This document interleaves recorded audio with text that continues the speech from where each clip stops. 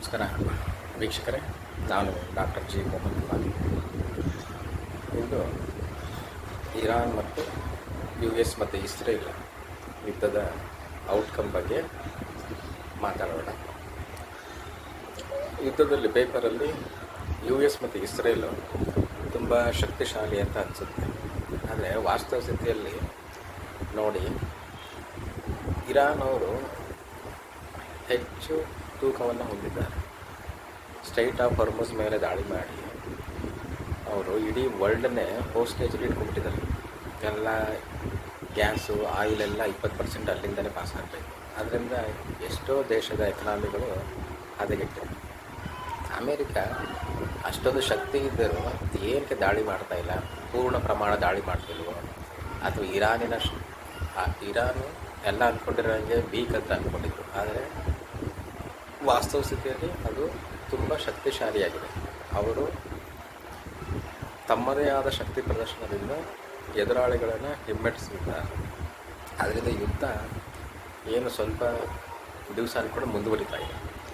ಮುಂದೆ ಈ ಯುದ್ಧ ಅಕಸ್ಮಾತ್ ನಿಂತಿದ್ರು ಇರಾನು ಒಂದು ರೀಜನಲ್ ಪವರ್ನಾಗಿ ಹೊರಹೊಮ್ಮಬಹುದು. ಯಾಕಂದರೆ ಮುಸ್ಲಿಂ ವರ್ಲ್ಡಲ್ಲಿ ಸೌದಿ ಅರೇಬಿಯಾ, ಟರ್ಕಿ ಮತ್ತು ಪಾಕಿಸ್ತಾನ, ಇಂಡೋನೇಷ್ಯಾ ಪ್ರಭಾವ ಜಾಸ್ತಿ ಇದೆ. ಇನ್ನು ಮುಂದೆ ಇರಾನ್ ತನ್ನ ಪ್ರಾಮುಖ್ಯತೆಯನ್ನು ಮತ್ತು ಪ್ರಭಾವವನ್ನು ಮುಸ್ಲಿಂ ವರ್ಲ್ಡಲ್ಲಿ ಬೀಳ್ಬೋದು. ಸೊ ಇದರಿಂದ ಅವರು ವ್ಯಾಪಾರಗಳು, ಆದಮೇಲೆ ಅವರು ಹಾಕಿರೋ ಸ್ಯಾಂಕ್ಷನ್ಗಳು ಅಮೇರಿಕೆಯಿಂದ ಅದನ್ನು ದಿಟ್ಟವಾಗಿ ಎದುರಿಸ್ಬೋದು.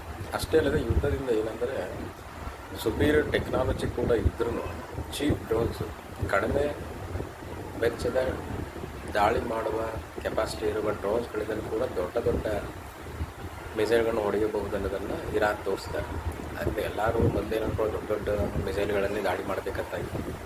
ಇವರು ಚೀಪ್ ಡ್ರೋನ್ಸ್ ತೊಗೊಂಡು ಅವ್ರು 50,000 80,000 ಒಂದು ಮಿಸೈಲ್ ಮಾಡಿ ಒಬ್ಬರು 2,000 to 10,000 ಒಳಗಡೆ ಒಂದು ಡ್ರೋನ್ ತಯಾರಿಸಿ ಇಸ್ರೇಲ್ ಮೇಲೆ ದಾಳಿ ಮಾಡ್ತಾರೆ. ಅದರಿಂದ ಇವರು ಎಕನಾಮಿಕ್ ಪ್ರೆಷರ್ಗಳನ್ನು ಇವರಿಬ್ಬರ ಮೇಲೆ ಹಾಕ್ತಿದ್ದಾರೆ. ಇರಾನ್ ಆಗಲೇ ಸ್ಯಾಂಕ್ಷನ್ಸ್ ಆಗಿ ನಡೆದಿದೆ. ಆಗ ನಿಜವಾದ ಲೂಸರ್ ಇರೋದು ಅಮೇರಿಕ ಮತ್ತು ಇಸ್ರೇಲ್. ಯಾಕಂದರೆ ಸಣ್ಣ ಸಣ್ಣ ಮಿಸೈಲ್ಗಳನ್ನು ದಾಳಿ ಮಾಡಿ ಇವರು ದೊಡ್ಡ ದೊಡ್ಡ ಐರನ್ ಡೋಮು ಮತ್ತು ಥರ್ಡ್ ಮಿಸೈಲ್ಗಳಿಂದ ದಾಳಿ ಮಾಡಿ ಇವ್ರ ವೆಚ್ಚಗಳು ಜಾಸ್ತಿ ಆಗಿ ಇವ್ರ ಮೇಲೆ ಎಕನಾಮಿಕ್ ಪ್ರೆಷರ್ ಜಾಸ್ತಿ ಆಗ್ತಾಯಿದೆ.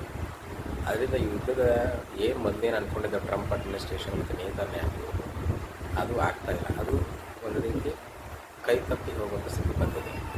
ಆದರೆ ಮುಂದೆ ಈ ಯುದ್ಧದ ನಂತರ ಇರಾನ್ ಒಂದು ರೀಜನಲ್ ಪ್ರಾದೇಶಿಕ ಶಕ್ತಿಯಾಗಿ ಹೊರಹೊಮ್ಮಬಹುದು ನನ್ನ ಅಭಿಮತವಾಗಿದೆ.